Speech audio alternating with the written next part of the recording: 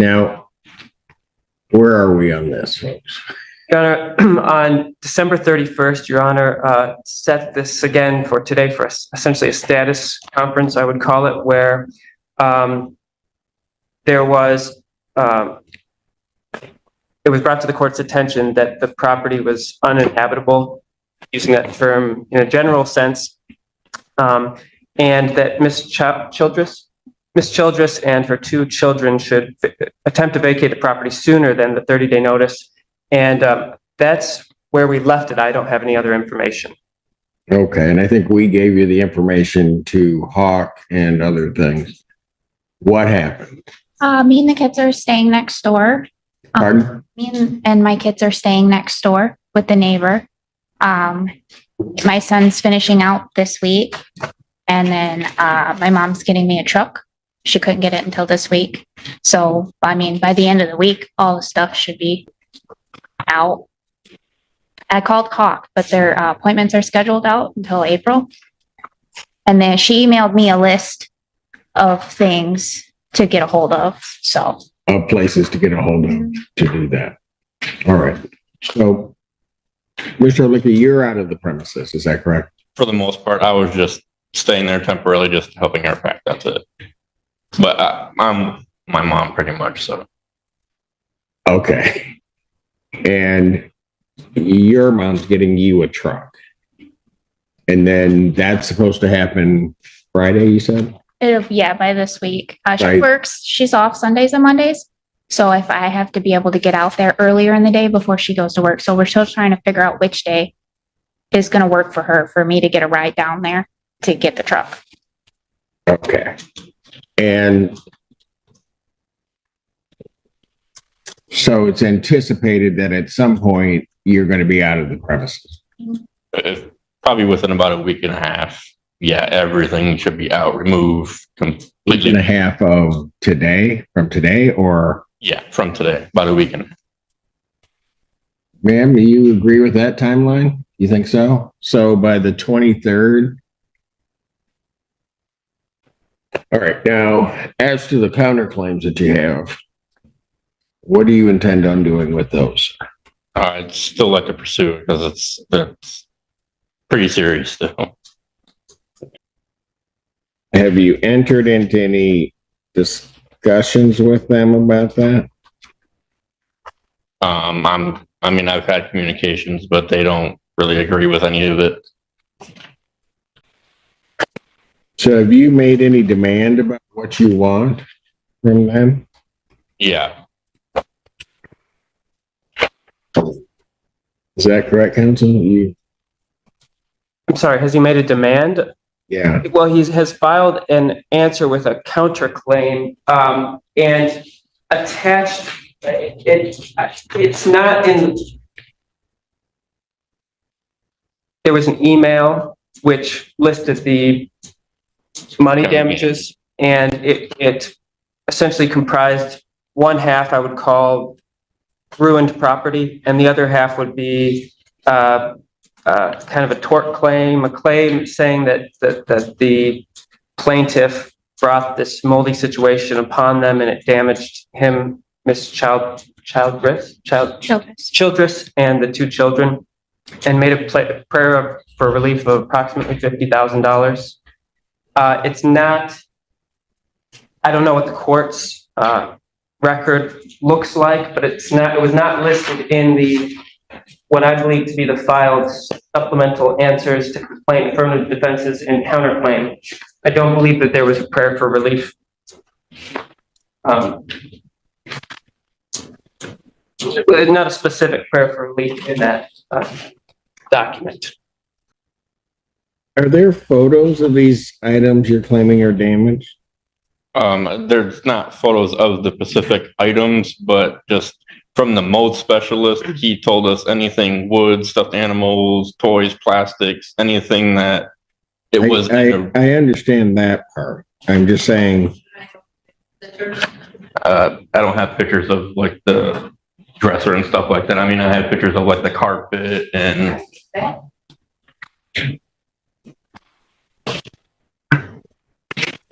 Let me ask you this. If I were to decide this, how do I know these items that you listed existed? I mean, it's not really, I mean, it's really just like stuffed animals, toys, a dresser is like the only furniture I item. understand what you're telling me. How do I know they existed? I get you. Okay, so we have an answer to that? I mean, I could preside pictures on the return court date if needed, but yeah, I didn't know, I wasn't thinking on that part. I mean, you've attached a value to these items. Right. How'd you come up with those values? Pretty much I just went like on Craigslist, Facebook Marketplace, and it's very reasonable. I pretty much just got like the median of what it would cost to replace it. Like even a dresser, I've only claimed like $60. I mean, you can get a dresser for $60. I mean, I don't need, a $300 one or nothing like that. Well, understand that if you're claiming that the plaintiff caused the damage, what you're going to be entitled to is really the value of the property destroyed. Okay. And so I think the thing you need to think about is this, that if you had a dresser that, let's say, is 10 years old, right?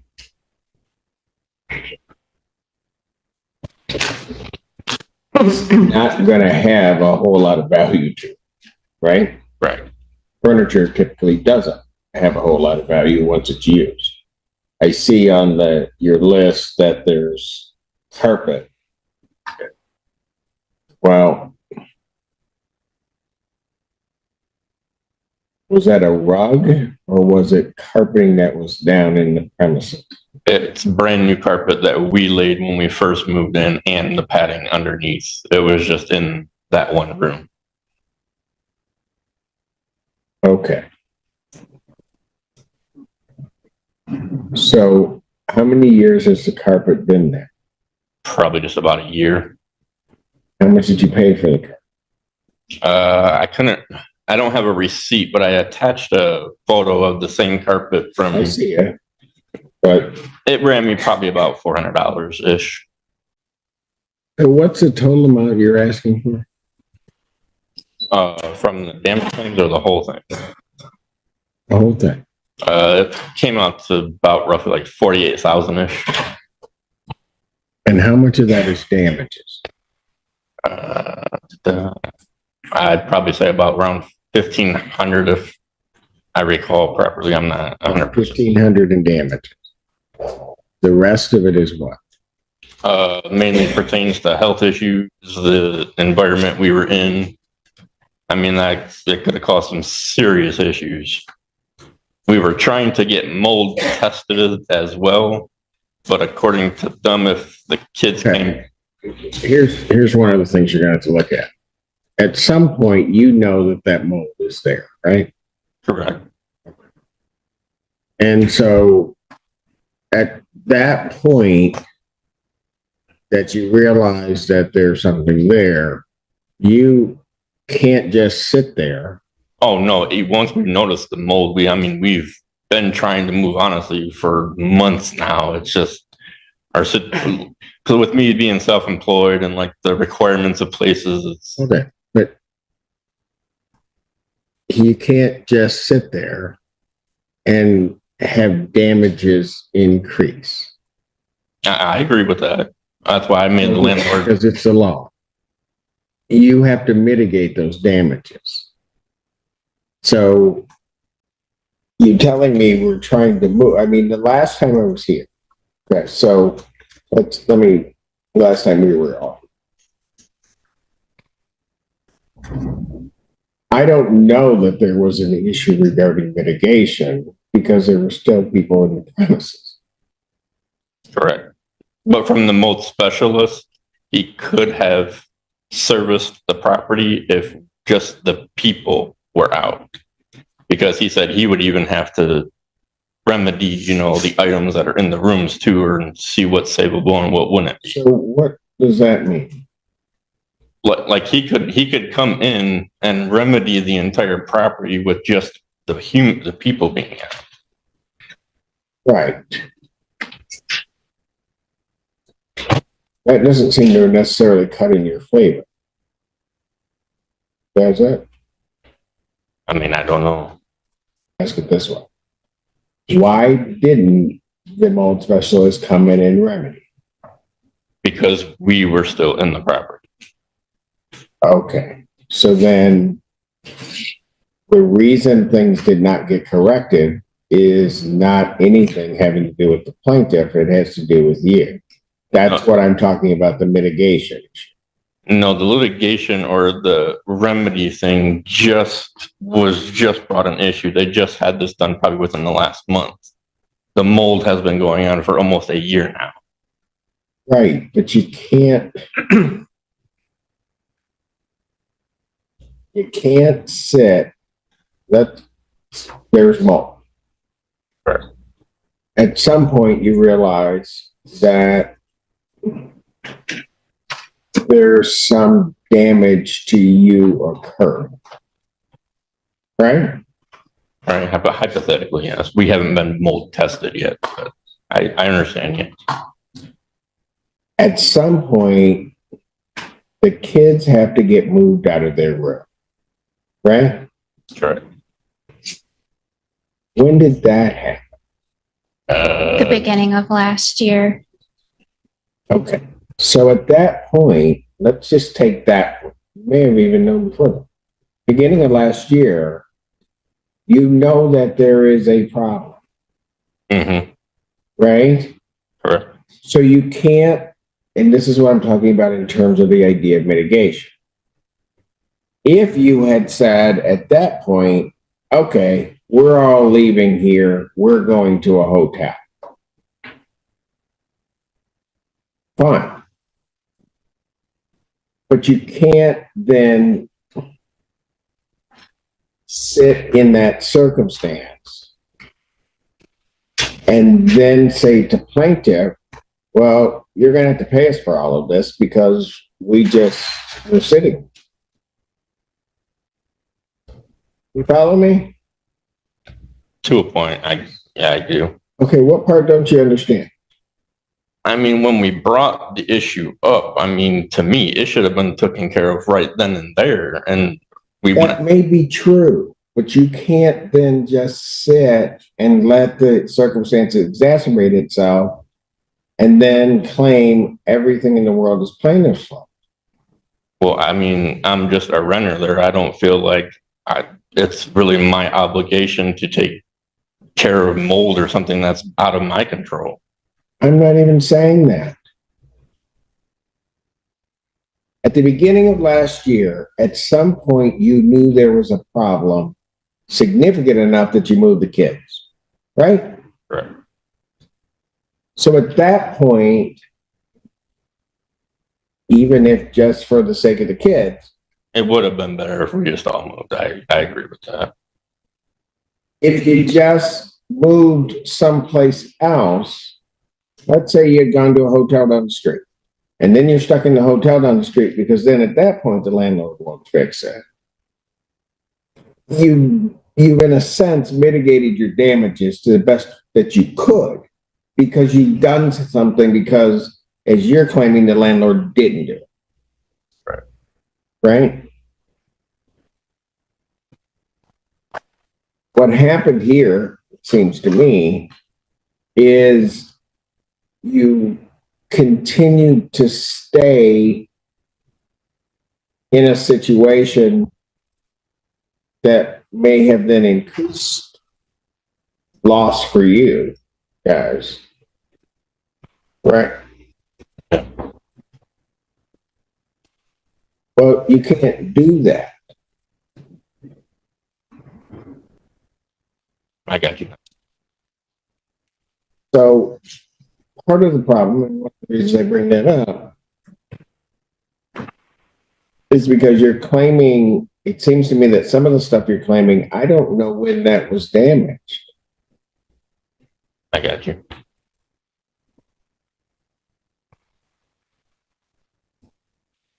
Put it another way, if you had said, this place is doing whatever, it's probably damaging all of our stuff, and you guys get yourselves out, you move to a hotel, you then get your property out as best you could, put it in storage, and then say, Mr. Landlord, you need to fix this.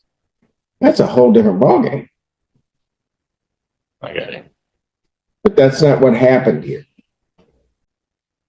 In fact, the mitigation, so, and again, even at this point, right now, as we sit here today, you still haven't vacated the premises. My point to all of that is, and I just bring up the questions, quite frankly, that the court would be asking about the value of the property. What did you purchase it for? You know, if I had to decide this case, I have to first of all know that the property existed. Put another way, you can't all of a sudden claim landlord's responsible for the diamonds that fell through the floor because they didn't fix the mold and there was a floor, and so now the diamonds are gone. Same thing with the dresser. I have no idea whether it was there.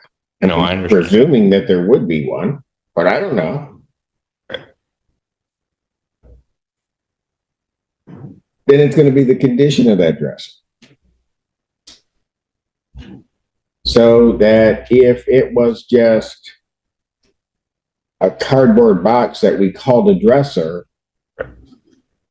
that's a whole different ballgame than if I've got something that Real fancy or $1,000 dresser.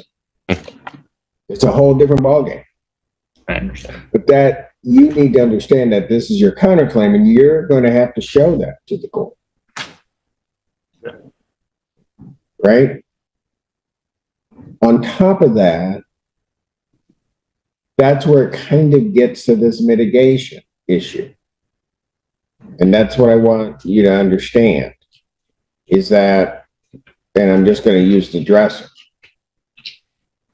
If I know that there's damage that's occurring to the dresser, and let's say I know it a year ago when you moved the kids, I can't then just leave that dresser there to presumably get more damage and then blame the landlord. I get where you're coming from. If let's say this dresser was $1,000 dresser, if I can get the dresser out a year ago, do some remediation on it, clean it up, and now it might only be worth $800. Okay? Then maybe you can go to the landlord and say, yeah, you know, there was about $200 of damage that occurred to me. That's very different than the same scenario. I had this $1,000 dresser. I just leave it there And let it get and worse. just let it go to zero where I can't do anything with it, and then say to the landlord, you owe me $1,000.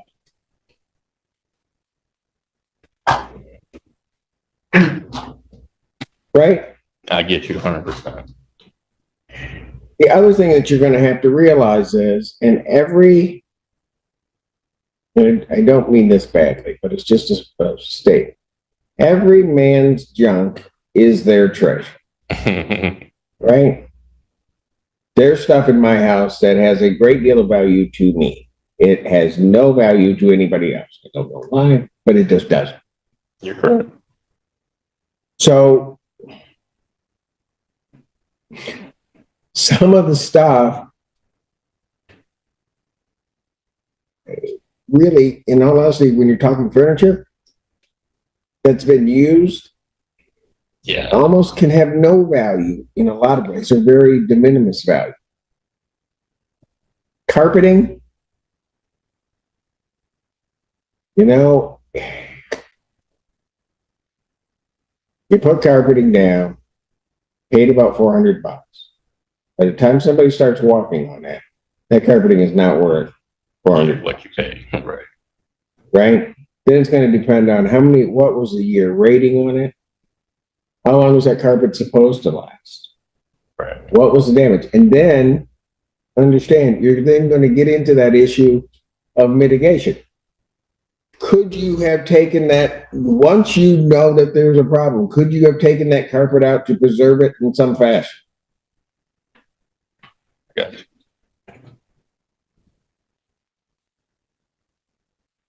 You follow me? Yes, sir. Now, what's the other part of these damages you're claiming?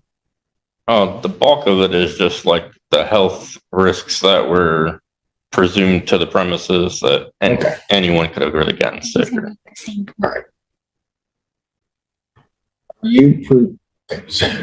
So here's what's gonna happen. Here's what's gonna have to happen. You can go get mold tested.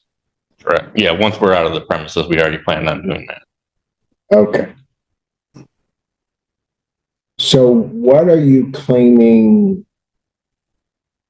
came out of this for all of you? I mean, we don't know if anything, but I mean, I've been coughing like a lot more. I mean, my kid's been, Okay, welcome to the land of COVID. Go right. ahead. But my son's been, yeah, same thing, you know, getting a lot more sicker than often. I mean, I can't really prove that it was because of the mold. Okay, but listen, that's what you're gonna have to do.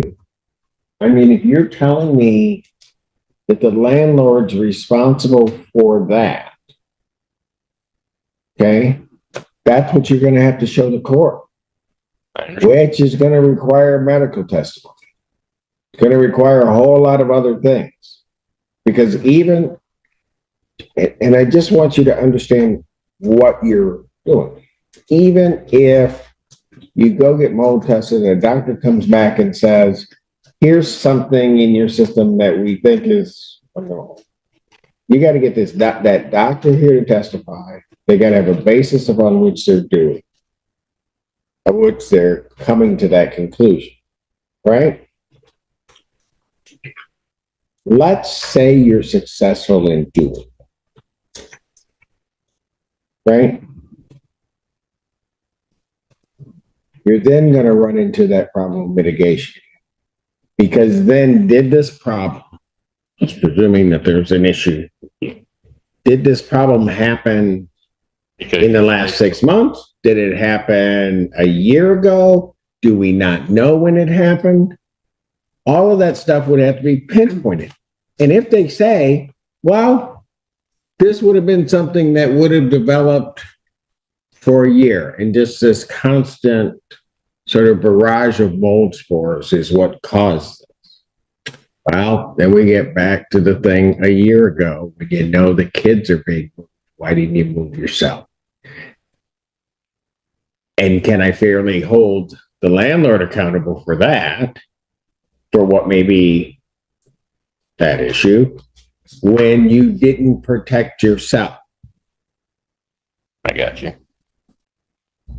There is then going to be this issue. So, because I want you to be clear on what you're facing and what you're going to have to show the court. There's going to be an issue of you came up with a number. Don't know where you came up with that number, but also as to whether or not legally you would be entitled to that, because this is really a contract case. So there's that huge legal issue that is also going to be out there. You follow me? Yes, sir. So what I'm going to do is, I had this set for final settlement conference because I was hoping that we could probably get this, but I mean, things were taking their own turn wherever, so it didn't work out as I planned. I'm just going to go to, you know what I'm going to do? No, I'm going to still give you the February 23rd date. And that's really regarding the surrender of the property, right? At 2 p.m. I'm also going to set another date so we can come back on a final settlement conference on the counterclaims. And I'll make that March 5th, 2024 at Have you ever been through the discovery process? Court, okay. So, look. Let me just ask you this. All right. To both of you. What do you guys want with this? I mean, because, and here's the reason, you don't have to answer me, quite frankly, if you don't want to. But here's what I'm saying. I guess what I'm getting at is, you guys are going to get here because at some point I'm going to set a trial, right? But even before we get to the trial part, there's going to be discovery. They're going to want to know certain things that you're claiming, right? And I would imagine, although sure counsel's probably a much better attorney than I ever was, so he might ask something else. But just the questions that I posed today to you, it's just a small piece of what they're going to be looking. And I just have a feeling, folks, you're going to have one of the most miserable experiences of your entire life. Now, if you want to go through that, that's fine. I'll be here. I think maybe, and I don't know what the plaintiff's position will be, but maybe you should take some of what I said to you today, come up with something that might be realistic and propose it to them to see if you can resolve it. I really don't think you guys want to go through a trial. If you want to, hop on, let's roll. But I don't think that's what you want to do. Follow me? Yeah, I respect your opinion too. Well, I'm just telling you, I've been through a lot of trials. Even as a judge, sometimes I don't want to be there. All right. And I know the litigants are having an even worse time than I am.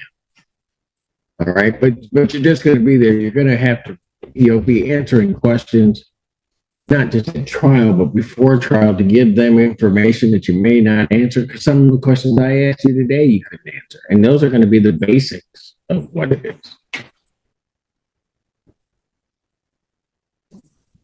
All right. So I've given you those 2 dates. You guys need to think about what you really want to do. My big concern, as you could probably get it from the last time that we were here, was that there were these 2 kids that were in this place and they needed to get out. That was my Main concern. absolutely.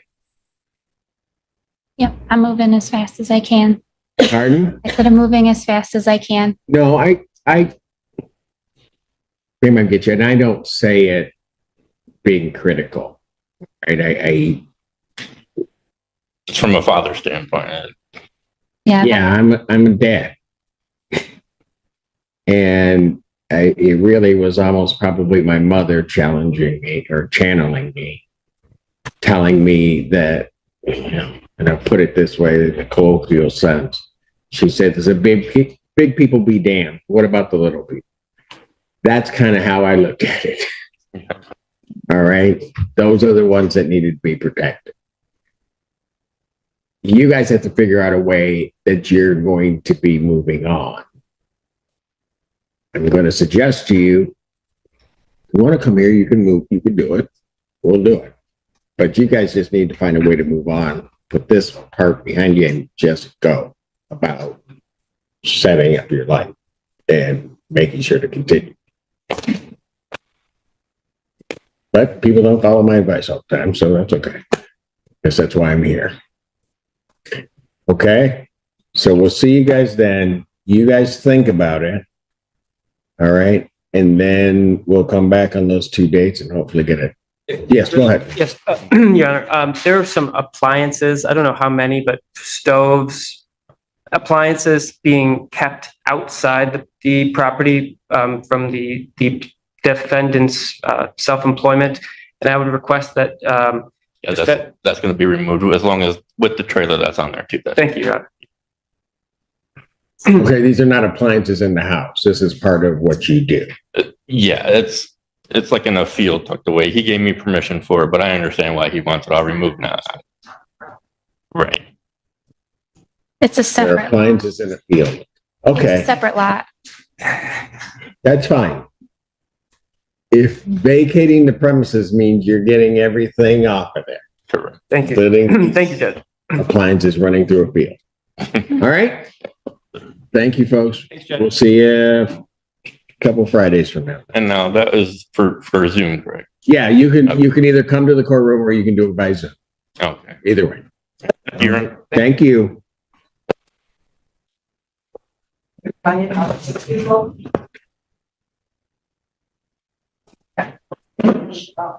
She needs to close her mouth. For her to come back. Yes. Can you come up to the podium? What's your name? My name is Diana Leck. I am Ryan Halicki's mother. And did you have something you wanted to say? Well, You have a whole lot before when you were leaving. yeah, because it just upsets me because I think it's kind of being pushed over to the material things and his property, when in reality, this issue's been going on. I understand all of that, ma'am. I've been through every one of these hearings. But one of the things is that people may not like what I say or what I'm telling somebody. I But you understand will that. always leave here in a respectful manner. I know. I have a big mouth You sometimes. do. I And apologize. that's why I could hear it. So I'm going to give you this, I'm just going to let you go with a warning this time. But if you come back and you act that way again, that gentleman behind you, that's who you'll be going with. Am I clear? Yes, sir. Thank you. You may leave. Thank you. In this emotional courtroom eviction hearing, a tenant couple faces their landlord and the judge over claims of mold, health problems, and $50,000 in damages. The judge begins by checking if they've moved out yet. The tenant, Ms. Childers, says she and her 2 kids are staying with a neighbor. Her mom is getting her a truck so they can move everything out by the end of the week. Her partner, Ryan, explains that he filed a counterclaim. He's asking for money to replace ruined belongings and for health issues caused by mold. But when the judge asks for proof, Ryan admits he doesn't have photos of the damaged items, only of the carpet and some mold spots. The judge becomes firm yet calm. He tells Ryan that without proof, it's impossible to confirm the damages. He also explains that once they knew there was mold a year ago, they should have moved out or removed their stuff to stop further damage. Staying there made things worse, and legally that hurts their case. Ryan says he and his kids were coughing a lot, but the judge says health claims need medical evidence and even a doctor's testimony. Otherwise, the court can't accept them. By the end, the judge schedules 2 future hearings, one in February to confirm they've left the property, and another in March to discuss the counterclaim. He strongly advises them to settle the matter instead of going through a full trial, warning that it would be one of the most miserable experiences of their lives. As the hearing ends, Ryan's mother speaks out emotionally, upset that the case focuses on money instead of her grandkids' health. The judge gives her a respectful warning, reminding her to stay calm or she'll be escorted out next time. The judge shows empathy for the children but firmly tells the tenants, proof and responsibility matter more than emotion in court. Subscribe for more real courtroom moments, raw, emotional, and unforgettable.